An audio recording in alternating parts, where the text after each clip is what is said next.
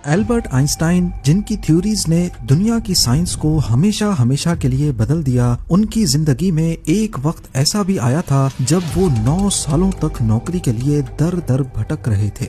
यहाँ तक के उनके क्लास फेलोज में अगर किसी की जॉब नहीं लगी थी तो वो सिर्फ आइंस्टाइन ही थे। लेकिन किसने सोचा था जो लड़का स्कूल में सबसे स्लो लर्नर समझा जाता था, एक दिन उसके दरवाजे पर इजराइल के प्रेसिडेंट बनने की ऑफर आएगी।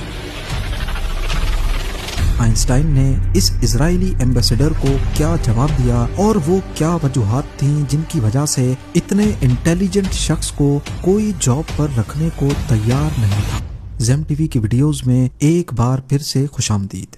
नाजरीन, एल्बर्ट आइंस्टाइन 1879 में जर्मनी के शहर उल्म में पैदा हुए। बचपन में ही उनको अजीब नजरों से देखा जाता था क्योंकि वो दूसरे बच्चों की तरह नहीं थे। वो बहुत स्लो लर्नर थे, लेट बोलना शुरू किया और स्कूल में टीचर्स उनको एवरेज या कमजोर स्टूडेंट समझते थे। पर इसके पीछे वजह ये थी कि आइंस्टाइन हर चीज को क्यूरियोसिटी की निगाह से देखते थे।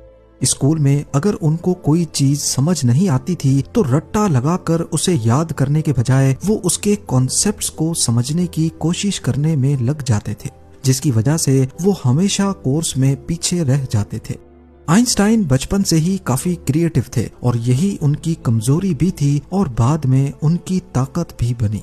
आइंस्टाइन की अर्ली एजुकेशन म्यूनिक में हुई, जहां उनको जर्मन स्कूलिंग का स्ट्रिक्ट डिसिप्लिन बेस्ड सिस्टम बिल्कुल पसंद नहीं था। एक वक्त आया जब तंग आकर आइंस्टाइन ने स्कूल छोड़ दिया और अपनी फैमिली के साथ स्विट्जरलैंड शिफ्ट हो गए ताकि वहां के लिबरल एजुकेशन सिस्टम में अपनी जगह बना सकें। वो वहां के ज्यूरिक पॉलिटेक्निक कॉलेज में फिजिक्स और मैथमेटिक्स में एडमिशन लेना चाहते थे। एंट्रेंस एग्जामिनेशन में उन्होंने मैथ्स और फिजिक्स के पेपर को फौरन सॉल्व कर लिया, लेकिन दूसरे सब्जेक्ट्स जैसा कि जियोलॉजी, लिटरेचर और पॉलिटिक्स में वो बुरी तरह फेल हुए। एंट्रेंस एग्जाम के बाद कॉलेज के प्रोफेसर ने आइंस्टाइन को अपने ऑफिस में बुलाया। वो आइंस्टाइन के मैथ्स और फिजिक्स के जवाबात देखकर काफी हैरान थे। वो जानना चाहते थे कि आइंस्टाइन को ये सब किसने पढ़ाया है, जिस पर आइंस्टाइन ने जवाब दिया कि उन्होंने ये सब खुद से पढ़ा है। पर दूसरे सब्जेक्ट्स जिनमें ज्यादातर सिर्फ रट्टा काम करता था, उनमें आइंस्टाइन बुरी तरह फेल हुए थे। प्रोफेसर ने उनको बताया कि अगर उनको इस कॉलेज में एडमिशन चाहिए तो सिर्फ मैथमेटिक्स और फिजिक्स काम नहीं करेगी। उनको दूसरे सब्जेक्ट्स की तैयारी करने के लिए वापस 1 साल स्कूल में लगाना होगा। मायूस होकर आइंस्टाइन को वापस 1 साल स्कूल में लगाना पड़ा और अगले साल खुशकिस्मती से वो ज्यूरिक पॉलिटेक्निक कॉलेज के एंट्रेंस एग्जाम में पास हो गए। पर कॉलेज में एडमिशन लेने से आइंस्टाइन की नेचर नहीं बदली। यहाँ पर भी वो बोरिंग लेक्चर्स को स्किप करते, खुद से पढ़ाई करते और प्रोफेसर से ज्यादा इम्प्रेस नहीं होते थे। यानी उनके आगे पीछे घूमना आइंस्टाइन की फितरत नहीं थी। इस सब का रिजल्ट ये निकला कि जब आइंस्टाइन 1900 में ग्रेजुएट हुए तो उनके प्रोफेसर्स ने उनको जॉब रिकमेंडेशन देने से इनकार कर दिया। अब बेशक वो ज्यादा ज़हीन थे, लेकिन आइंस्टाइन के पास कोई स्ट्रॉन्ग रेफरेंस नहीं था, कोई मेंटर नहीं था जो उनको एक एकेडमिक या रिसर्च जॉब दिला सके। उस दौर में साइंस की फील्ड में जॉब पाने के लिए प्रोफेसर की रिकमेंडेशन बहुत इंपॉर्टेंट होती थी और आइंस्टाइन उस रेस में पीछे रह गए और रिजल्ट ये निकला कि उनके क्लासमेट्स जिनसे वो एकेडमिकली स्ट्रांग थे, अच्छी पोजीशंस पर पहुंच गए क्योंकि उनके पास प्रोफेसर का सपोर्ट था। आइंस्टाइन ने जर्मनी और स्विट्जरलैंड में कई जगह अप्लाई किया। यूनिवर्सिटीज, स्कूल्स, रिसर्च इंस्टीट्यूट्स, हर जगह उनको मना हो गया। लेटर्स लिखे, प्रोफेसर से मिले, लेकिन सब जगह एक ही जवाब, हमें अफसोस है, हम आपको हायर नहीं कर सकते। आइंस्टाइन के लिए ये पर्सनली भी पेनफुल था क्योंकि वो समझते थे कि उनका काम और पोटेंशियल लोगों को दिखाई नहीं दे रहा। आइंस्टाइन के लेटर्स और डायरी से उनकी इस फ्रस्ट्रेशन का अच्छी तरह अंदाजा लगाया जाता है। आइंस्टाइन ने एक दफा अपनी डायरी में लिखा था, ये लगता है जैसे दुनिया को मेरी कोई जरूरत ही नहीं, हर दरवाजा बंद लगता है। अपनी फैमिली को लिखे गए लेटर में ये मेंशन था, मैं हर जगह अप्लाई करता हूँ लेकिन ना तो जवाब मिलता है, ना ही किसी को मेरी जरूरत है। लगता है मेरी जिंदगी में कुछ भी ठीक नहीं जा रहा। एक और फेमस लेटर जो उन्होंने अपनी गर्लफ्रेंड मिलीवा को लिखा, उसमें आइंस्टाइन ने कहा, मुझे लगता है मैं एक यूजलेस इंसान बन गया हूँ। मैं सिर्फ फिजिक्स में जीता हूँ, पर दुनिया सिर्फ उन लोगों की सुनती है जो उनके सिस्टम में फिट बैठते हैं। ये फ्रस्ट्रेशन आइंस्टाइन की पर्सनल लाइफ को असरअंदाज कर रही थी।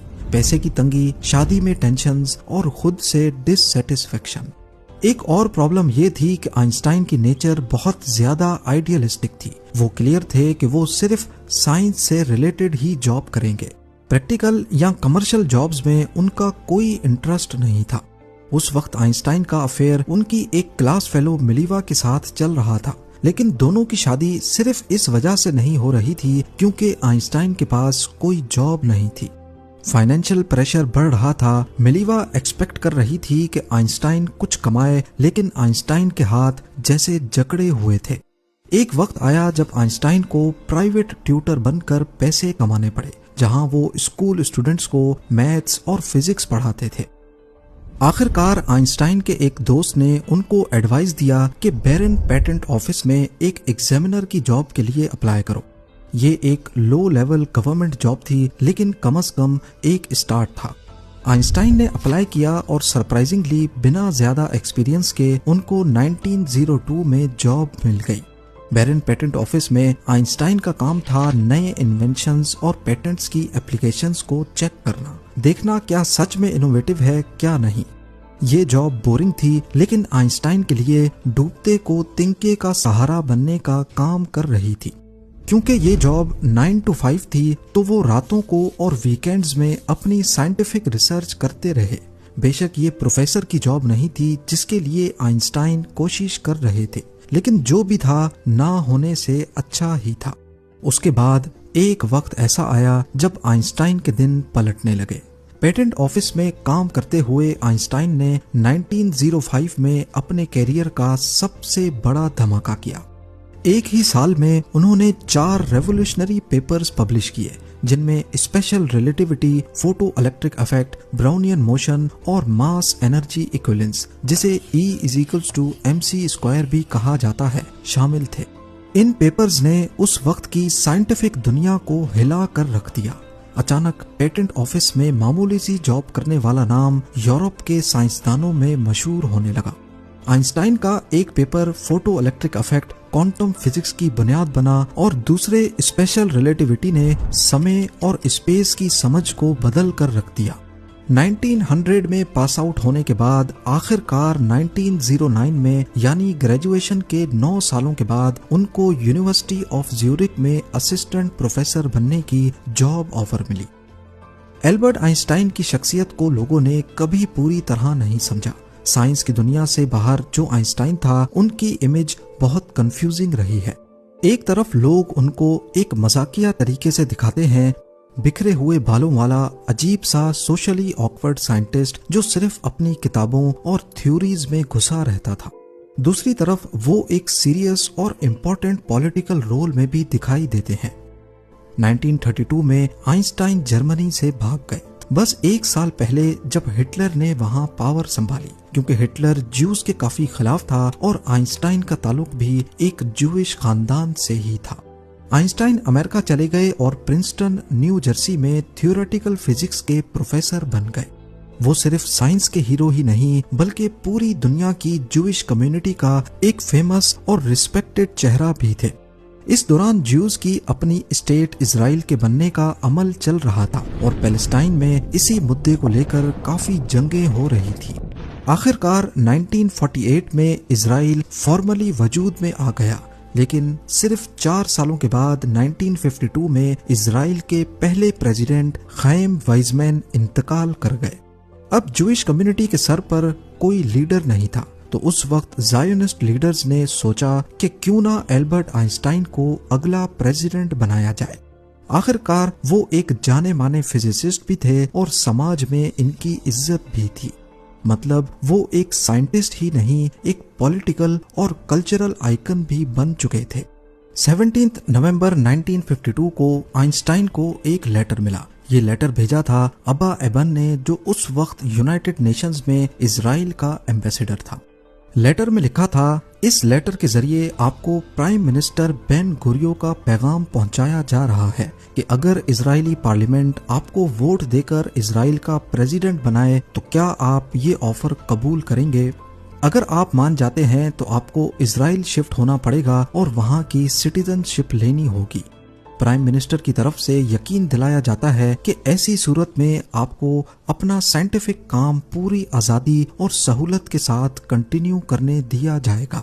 ये बहुत बड़ा और इमोशनल ऑफर था, पर आइंस्टाइन के प्लान्स कुछ और ही थे।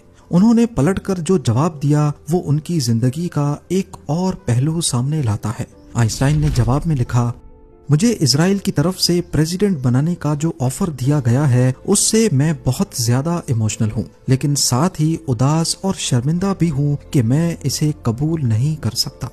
मैं जिंदगी भर सिर्फ ऑब्जेक्टिव चीजों से डील करता आया हूँ, इसीलिए मेरे पास ना तो लोगों को संभालने की फितरत है और ना ही ऑफिशियल जिम्मेदारियां निभाने का तजर्बा।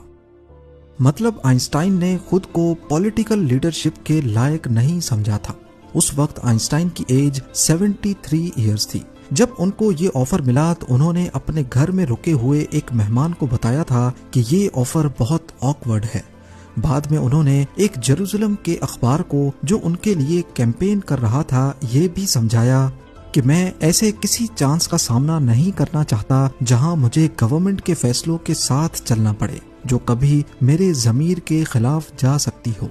मतलब आइंस्टाइन सिर्फ इसलिए मना नहीं कर रहे थे कि वो पॉलिटिकली फिट नहीं थे, बल्कि इसलिए भी कि वो अपनी जिंदगी में कभी भी अपने ज़मीर के खिलाफ नहीं जाना चाहते थे, फिर चाहे कितनी भी बड़ी कुर्सी या इज्जत क्यों ना मिले।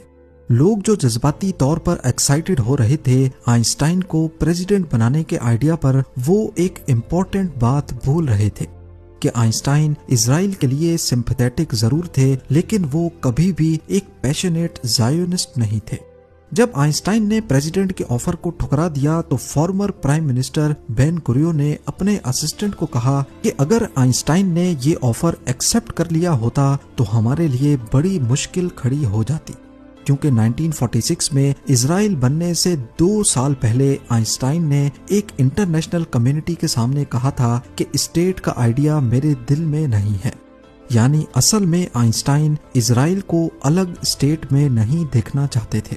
आखिरकार 16 दिसंबर 1952 को यित्ज़हाक बेंज़वी इजराइल के दूसरे प्रेसिडेंट बन गए। उम्मीद है जेम टीवी की ये वीडियो भी आप लोग भरपूर लाइक और शेयर करेंगे। आप लोगों के प्यार भरे कमेंट्स का बेहद शुक्रिया। मिलते हैं अगली शानदार वीडियो में।